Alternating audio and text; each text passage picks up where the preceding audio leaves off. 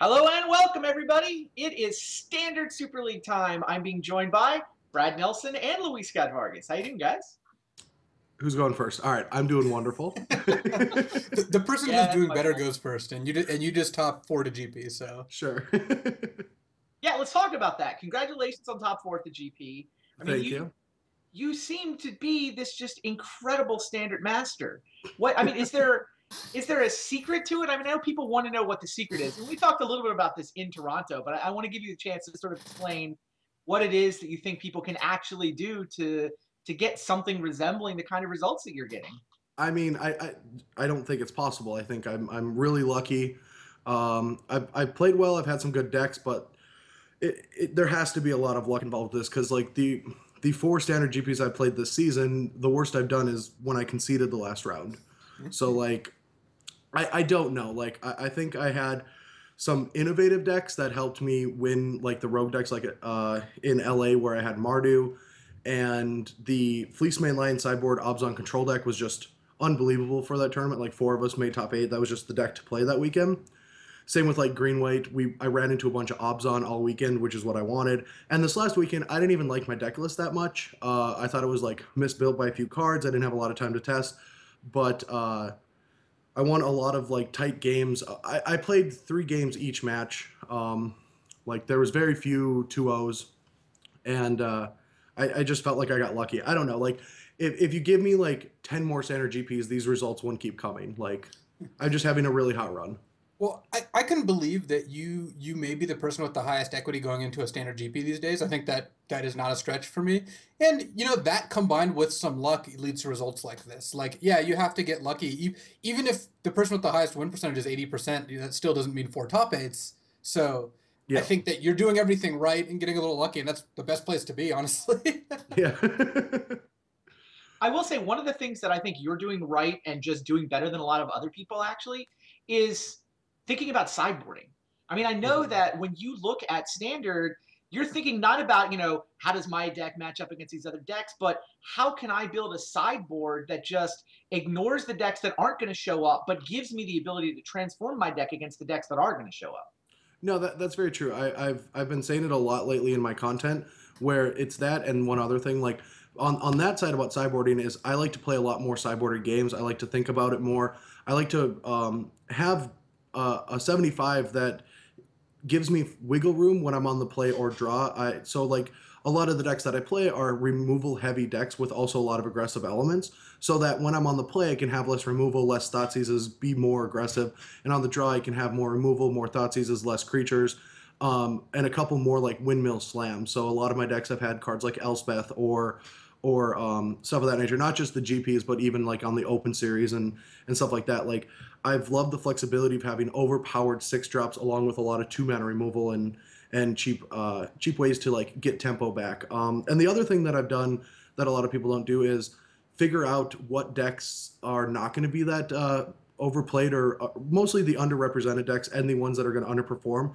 For example, Stormbreath Dragon this past weekend, there were a couple Mardu decks, and I almost got burned out by Ben Stark in round 13. But that was the only Stormbreath deck I played against, and I didn't have a lot of downfalls. I had more Obzon charms, and being willing to sacrifice the matchups that you don't think are going to show up has helped me a lot in the GPs as well. Yeah, so you said one thing in there about play draw differences for sideboarding. Are you sideboarding significantly differently based on play draw? I mean, how many cards are you typically changing based on whether you're going first or not? I mean, it can be up to about like 5 or 6 depending on Wow. matchups. Yeah, it's mostly like thought seizes and a threat, right? Like I've been one of the people that hates to have a lot of thought seizes on the play in a matchup that's also like black based. And I've never liked to have a single thought seize in my deck when I was like whip versus whip back in around December, around that area where I played a lot of whip decks. But I think like people just play Thoughtseize too often on the play and don't have enough cards for certain matchups to be able to take them out. So so yeah, I mean probably around 6 cards, and that's usually because it's a threat and Thoughtseize is for more removal spells. Now, talk to me about your take on standard right now coming out of the Grand Prix. I know that you played an odds-on aggro deck. You played Mhm. essentially the same broad archetype that Owen won Standard Super League with last week. and played it to top 4, but I don't know. It felt to me like the odds on aggro started limping toward the end of the field and the metagame got unfriendly, but I don't know that I've actually heard your take on it or what you think Standard looks like coming out of that Grand Prix. Well, I hedged for the first time in a long time, and that's why I didn't like my deck list. I'll rarely hedge in the format, and I didn't commit to having as many Wingmate Rocks as I actually wanted. And I think like the place you want to be with Obs on Aggro is if you're going to go down the Anafenza path, the Rakshasha, because Rakshasha actually underperformed for me all weekend. It just didn't feel as good as it used to. And I think that's a place where Wingmate Rock was great. I wanted to draw it in every matchup. It's so good against all these Death Miss Raptor decks. So I think if you're going to keep playing Obs on Aggro, you probably want to commit to like the old school like 4 Wingmate Rock versions. I don't know what the removal package all looks like and how many Warden of the First Trees you play, but I'm definitely on like not have this like Den Protector sideboard, because what I figured out is it's like one of those like potholes you get into in Standard is where you're trying to do the same thing your opponent's doing, but they have a better deck for it. And like these Den Protectors were kind of like the Fleece Mains where I bring them in a lot of matchups because the matchup slows down, but they just did it better than me. So I never felt like my my Self-Inflicting Wound Den Protector sideboard was that good against the other green decks, even though that was the theory. But again, I didn't get to test it all out because I was too busy with like a friend's wedding and moving and stuff like that. But moving forward, I would like make a whole new sideboard, have access to 4 Wingmate Rocks in the entire list, maybe a couple Elspeths, and Glare again, because Elspeth is actually what took me out of the tournament.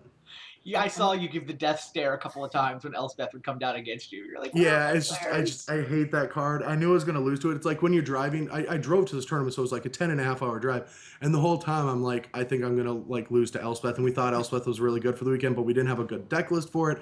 And every time my opponent would play Elspeth, I was just like, I only played 2 downfalls. I have no glares. Usually, every time I played an Abzan deck, I had like 6 answers to this card, so we had to keep Thoughtseize in on the play. Like, I was just like making up things. Like it felt like a play that was going miserable all day. Yeah, I'm curious what you think of the Bant deck that a couple of guys played. Like Neil Oliver just missed top 8, and Mark Jacobson made top 8. Honestly, I've played with it for. I did a daily Moto video for SCG with it, and I 4-0'd very easily with making a ton of mistakes. Craig Wesco watched it and said that I punted every game and just crushed it. Like I think I went 8-1. And then haven't picked it up again. And because I didn't get much testing, I wanted to play something familiar. But I think it's a good place to be. And I don't know how to attack it yet. I think Wingmate Rocks could help, but they have Ojutais. All the removal felt really good out of the deck, but I think the biggest downside is it doesn't have Thoughtseize. And I feel like when you're playing another green matchup, I feel like the decks that can Thoughtseize them can put them under a lot of pressure. Just being able to take one of the removal spells, like they really lean on their Disdainful Strokes or their Valor Stances or their Glares in those matchups, and being able to strip one from them usually is on the back end. And it's not like Green-White Devotion where they can just lean on Mastery and just win the game over the course of, 20 turns. Yeah, I like Den Protector a lot more with Thoughtseize than I do without Mm-hmm. it. Just that one card honestly gives you just a ton more, easy ways to use Den Protector because you're just not worried about having good cards in your graveyard. Yeah, and you have more removal, and your coursers get better as the game goes longer and stuff like that too. Yeah. Now let's talk about Standard Super League, because you're playing a deck this week. I mean, none of the competitors are allowed to watch, so we can talk about this. Mm-hmm. Inspired by the Grand Prix, shall we say? Tell us about your deck choice for this week. Well, on the drive home, I was actually wanting to play the Mardu deck because I love Mardu. I was like arguing with Cedric all week that Crackling Doom was a good deck, and I was going to try to find a Mardu deck, and I just couldn't find one. Okay.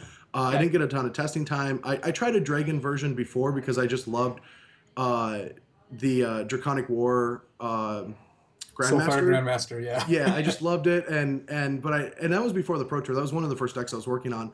But once I saw that, and once I saw Ben was playing it, and then it took second in the tournament, I just had to go down that road. But I didn't get time to update it, and just because I've literally the first time I got any breathing room since the GP, because we traveled all day Monday, was the 20 minutes before we did this. So Sure. So this just is the list that finished second? Yes, this is just card for card the list that took second.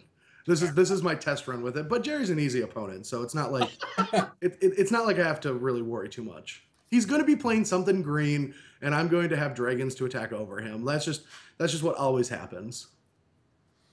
So I'm pretty confident that Jerry's going to be showing up with some kind of green deck. Now, is that the way you think about SSL? Is it about the first round opponent and trying to understand what their tendencies are? I mean, I have no. Them, I don't know if I don't actually know, but all I know is winning your round one and being able to bash them on Twitter all week is probably the best value you get out of this. I'm guessing that's what we're doing, right? Like, well, it seems even better if you can win with something sweet. Yeah, and I mean, trust me, I have had a lot of stuff on my plate lately with the move and with like all the traveling. But I have no tournaments for 3 weeks, and I am going to be able to put a ton of work into my decks for the next 3 weeks. So like, awesome. I'm actually gonna, and there's no value lost, right? Like, it's not like I'm testing for a standard GP or going to a standard open that weekend. So I'm gonna just like commit to actually having something awesome every week.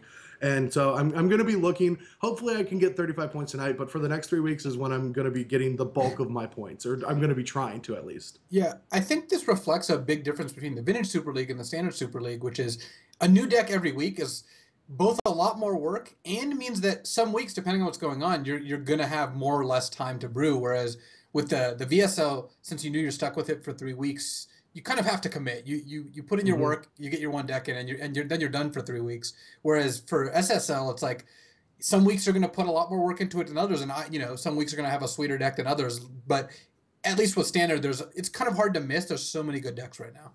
I also think that learning how to metagame for a Standard format this big and with this many powerful cards, with this mmany good players, and we all get to switch around, is actually just kind of like throwing darts at a dartboard blind. Like, it's really difficult to know where everyone's going to be. So I like last week we saw, Owen's list, super powerful, straightforward Obzon list, like had a lot of 4-ofs. He figured out the decks that he didn't think people were going to play and just jammed the most powerful effects in all those matchups. And that just crushed, right? And I think like proactivity is going to be one of the themes of Standard Super League, just because it's really hard to control good players going wide. And that's what I feel like that's going to be the course of the whole series. Yeah. I mean, Vintage Super League is clearly skewed even more blue than a normal Vintage field would be. But you feel like in Standard it goes the other way, where you can't play as much control as you might want to. Well, I mean, I still have I'm still under the opinion that blue decks like Sphinx's Rev, for example, and even Esper Dragons is a really good deck in an open field. But when you get to the top of the mountain and all like the best players, they are going to have a very good plan at beating that. No matter what they play, they're going to understand the matchup. And control loses a lot of value there because like Esper Dragons doesn't have a Goblin Rabblemaster. You can't just, your opponent just keeps a double tap land draw and just dies to Rabblemaster, or mulligans once and doesn't have a removal spell and just dies. So like you lose so many free wins without Fleecemane Lions or Rabblemasters and things like that in your deck. And I don't think anyone in Standard Super League is super attached to an archetype. Maybe like Tom Ross is the best case for like the aggressive decks where that's his avenue, but we don't have people that are just attached, right? Like everyone can play a bunch of, well, I guess Cuneo. I mean, Cuneo showed up. Yeah, Cuneo showed up with something. Yeah. But I think everyone can go wide, which means that you want to even be more proactive and just make sure that you can actually clock everyone. Yeah, I think that you'll see some amount of metagaming against round one, but like look at Ode, he metagamed by having 4 Thoughtseize in his deck. Yeah, exactly. Yeah. Like how much of a cost is that? I mean, Tom and I kind of joked about it. It's like everyone thought that, he was probably going to be a Ban Heroic, or that's the best guess. So he went with Jeskai last week, and I went with his Ban Heroic because I actually think that deck's very good. It's just really hard to play, and if you don't play it well, you're not going to do well. Yeah. All right, well, thanks for hanging out with us, Brad. I know you've got to go get ready for your match, so we'll let you go. Thanks for hanging out. Good luck to you. We will see you with cards in your hand momentarily. All right.